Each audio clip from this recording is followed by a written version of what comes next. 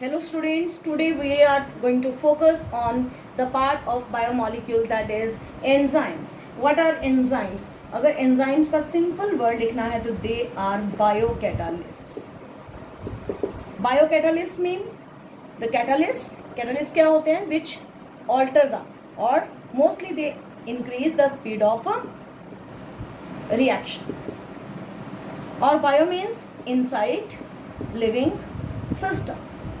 तो हमारी बॉडी में जितने भी बायोकेमिकल रिएक्शंस होते हैं उनको कैटेलाइज कौन करता है? एंजाइम्स.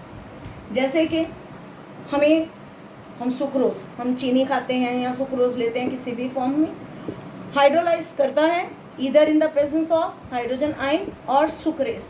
तो जब तक ये सुक्रेज नहीं होगा sucrose will not undergo hydrolysis to give glucose and fructose. और अगर सुक्रोज नहीं होगा, सुक्रेज नहीं होगा तो ये हाइड्रोजन आयन की प्रेजेंस में हाइड्रोलाइज तो करेगा बट टाइम भी ज़्यादा लगेगा और जो एनर्जी है वो हमें चाहिए. अगर ये ना हो तो हमें एनर्जी ऑफ एक्टिवेशन चाहिए 6.22 किलोजूल पर मोल.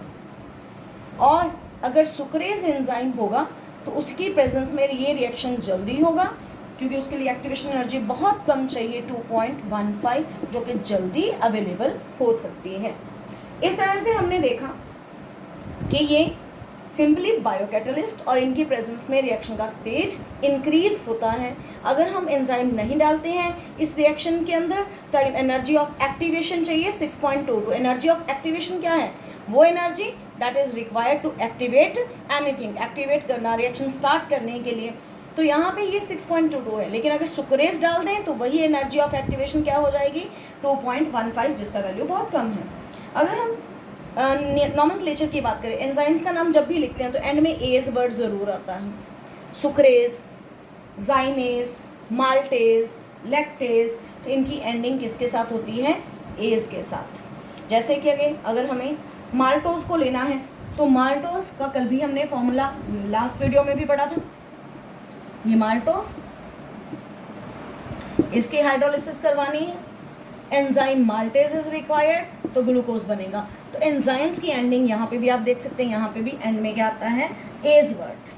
नाउ कंपोजिशन क्या है? तो एक इंपॉर्टेंट पॉइंट इसमें है कि एंजाइम्स आर बायोकैटालिस्ट. तो दूसरा इंपॉर्टेंट पॉइंट कंपोजिशन में क्या है? उनका नेचर. तो enzymes are globular proteins. Proteins तो आपने पहले भी सुना है. What are globular proteins? Globular proteins वो प्रोटीन्स होती हैं जो कि water in globular which are water soluble proteins. तो एंजाइम्स का नेचर क्या है? They are globular proteins. और उनके इसका मतलब क्या है कि उनके अंदर दो पार्ट्स हैं. एक तो प्रोटीन पार्ट है ही है, साथ में कुछ नॉन प्रोटीन पार्ट भी है. तो ये इसके स्ट्रक्चर के बारे में है. स्ट्रक्चर में क्या है कि one is protein part, another is non protein part. तो जो प्रोटीन पार्ट है उसका नेचर क्या है? ग्लोबुलर. और जो नॉन प्रोटीन पार्ट है, अब हम उसके बारे में पढ़ने जा रहे हैं. जो नॉन प्रोटीन पार्ट है, नॉन प्रोटीन पार्ट का नाम क्या है? कोफैक्टर. और यही नॉन प्रोटीन पार्ट है जो किसी एंजाइम की, इसके साथ मेन रिलेशन क्या है? ये नॉन प्रोटीन पार्ट क्या करता है? ये कोफैक्टर क्या करता है? It is responsible for activity of enzymes. तो कोफैक्टर्स दो तरह के होते हैं. एक inorganic ions, another organic molecules. Inorganic ions में क्या? Like zinc ion, magnesium ion, sodium ion, potassium ion, ferrous ions, many more. जो ऑर्गेनिक मॉलिक्यूल्स हैं वो फर्दर दो टाइप के हैं. एक कोएंजाइम्स, दूसरा प्रोस्थेटिक ग्रुप. जो कोएंजाइम्स हैं they are small organic molecules which are loosely held to the protein, which are loosely held. तो फर्क दोनों में डिफरेंस यहीं पे बता देते हैं.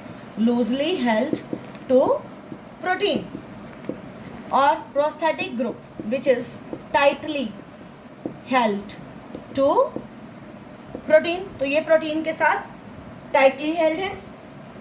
तो दोनों में जो मेन डिफरेंस आपने देखा कि ये भी प्रोटीन के साथ जुड़ा है, वो भी, लेकिन ये लूज बॉन्डिंग है के साथ जुड़ा है, प्रोस्थेटिक वाला टाइट बॉन्डिंग के साथ। और वो बॉन्ड्स कौन से हैं? कोवलेंट बॉन्ड्स ना। जो प्रोटीन कोफैक्टर कॉम्प्लेक्स है उसे पूरे को हम क्या बोलते हैं?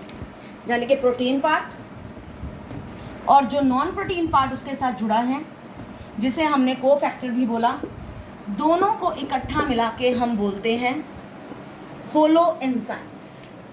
क्या बोलते हैं? Holo enzyme.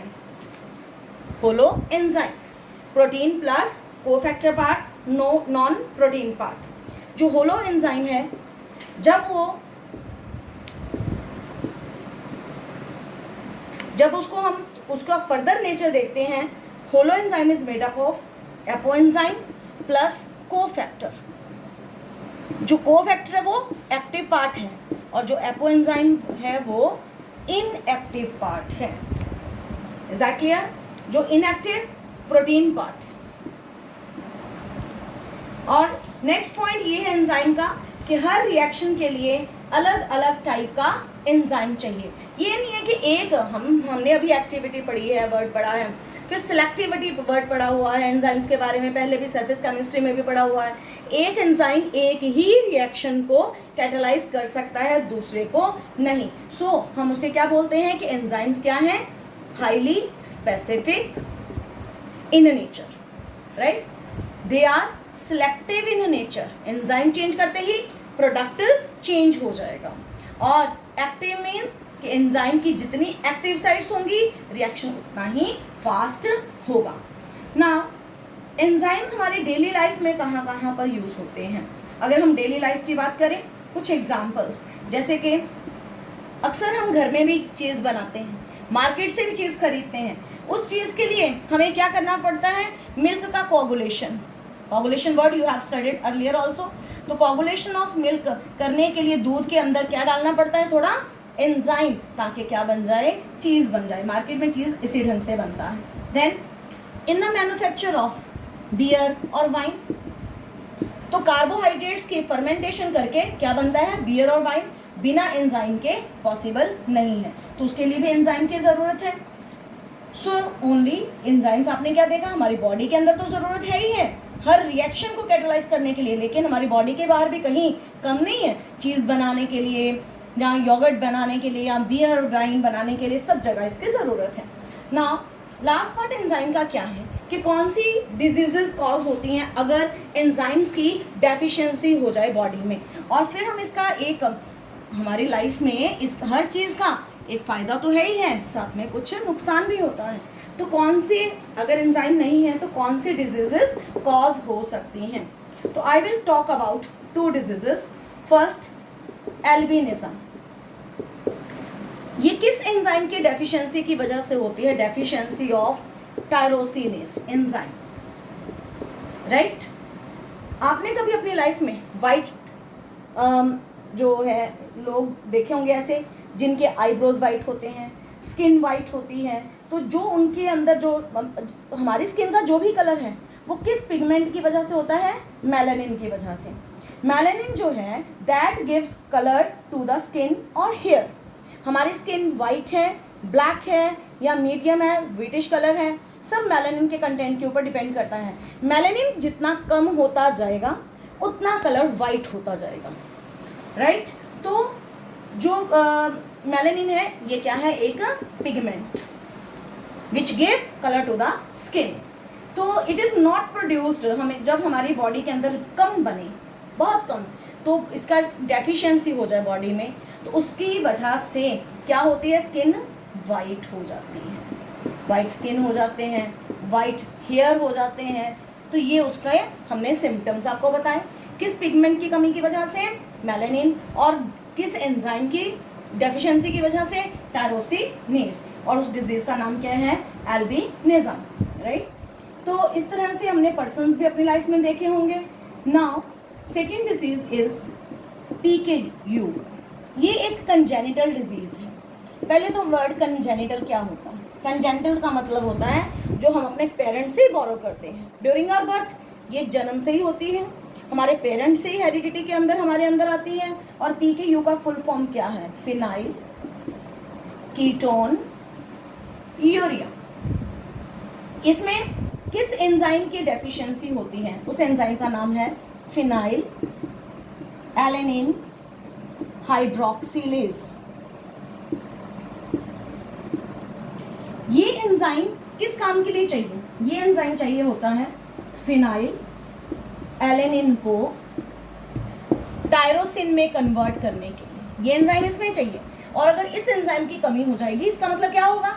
Phenyl alanine will not be converted into tyrosine, तो उसमें नहीं कन्वर्ट होगा। और अगर ये टायरोसिन में कन्वर्ट नहीं होगा तो फिर किस में कन्वर्ट हो जाएगा? अगर इसकी, देखिए मैं फिर से बता दूं, अगर ये एंजाइम होगा तो ही इसमें कन्वर्जन होगी, और अगर एब्सेंस ऑफ एंजाइम होगा, एब्सेंस ऑफ एंजाइम, तो ये बन जाएगा फिनाइल पायरुवेट। और ये फिनाइल पायरुवेट जब बॉडी में एक्यूमुलेट हो जाता है, ब्लड में एक्यूमुलेट हो जाता है, तो ब्लड में कहाँ चला जाता है? ब्लड में एक्यूमुलेट हो जाता है, और इससे हमारा ब्रेन डैमेज हो सकता है, हमें मेंटल रिटार्डेशन हो सकती है। आपने बहुत सारे बच्चे देखे होंगे जो फिजिकली बढ़ जाते हैं, बहुत लंबे भी हो जाते हैं, लेकिन उनकी बाजू भी लंबी, सब उसका हाइट बढ़ जाता है, लेकिन उनका दिमाग 1-2 साल के बच्चे के जैसा ही रहता है।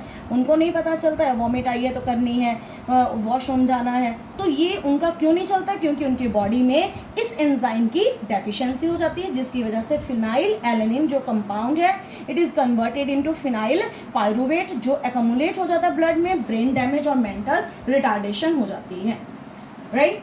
तो इस तरह से अगर ड्यूरिंग प्रेगनेंसी अच्छी डाइट ना दी जाए तो इस एंजाइम की डेफिशिएंसी हो सकती है।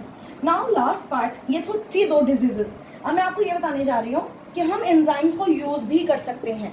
तो एंजाइम का सबसे बड़ा यूज़, उसका एक एंजाइम का सबसे बड़ा यूज़ किस एंजाइम की वजह से है? स्ट्रेप्टोकाइनेस। ये स्ट्रेप्टोकाइनेस क्या करता है? ये दिया जाता है, आप हार्ट पेशेंट्स की मेडिसिन देख लीजिए, उसमें आपको ज़रूर मिलेगा ये टैबलेट। हार्ट पेशेंट्स के अंदर स्ट्रेप्टोकाइनेस दिया जाता है, क्योंकि ये क्या करता है? ये मेडिसिन क्या करती है? ये एंजाइम क्या करता है? ब्लड क्लॉट को डिसॉल्व करता है। It dissolves blood clot. तो इस तरह से हार्ट पेशेंट्स को हार्ट अटैक नहीं आता। जब उनका ब्लड क्लॉट ही नहीं रहेगा, डिसॉल्व हो जाएगा, तो उनको कोई प्रॉब्लम नहीं रहेगी। With this, enzyme part is over. Thank you. Have a good day.